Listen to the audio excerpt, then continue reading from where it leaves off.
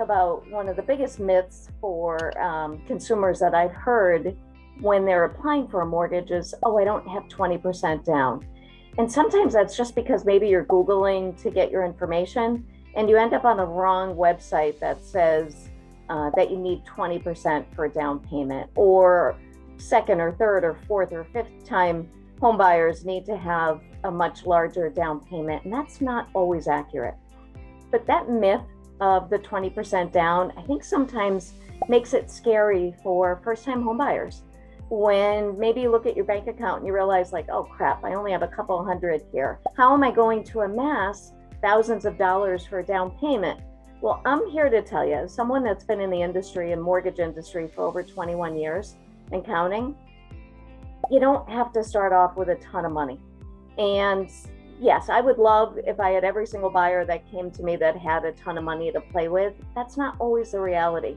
So in 2022, when we're dealing with inflation right now and we're dealing with rent costs going up, gas going up, just basic necessities going up because of the supply chain issues and just the cost of goods and inflation that I mentioned earlier, that sometimes can be disheartening. And where do you begin?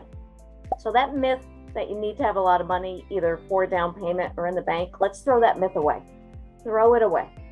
And first step to do is to connect with a lender that is more educational and doesn't care if you're buying now or if it takes you years to buy. If you sniff out that they're either trying to push something that either doesn't make sense to you or they're going really fast, you want to run. It's the wrong lender. They're just either transactional and want to get in as much business as possible, or they just quite frankly don't care or have the patience to work with someone that maybe needs a little more hand-holding. So again, where do you start with this myth that you need a ton of money? You want to throw out that myth and you want to start with a lender that is going to be more educational and that's going to give you all of the steps and the information. You also want to work with a lender that has access to state bond programs. Not all lenders have access to state bond programs. I'm going to throw out one for instance, because I do not know every single state bond program. However, we are able to do state bond programs in almost every single state. So if we take, for instance, the state of Connecticut, which has CHFA, which stands for Connecticut Housing Finance Authority. They recently came out with a special program that has limited lenders that have the ability to do that product.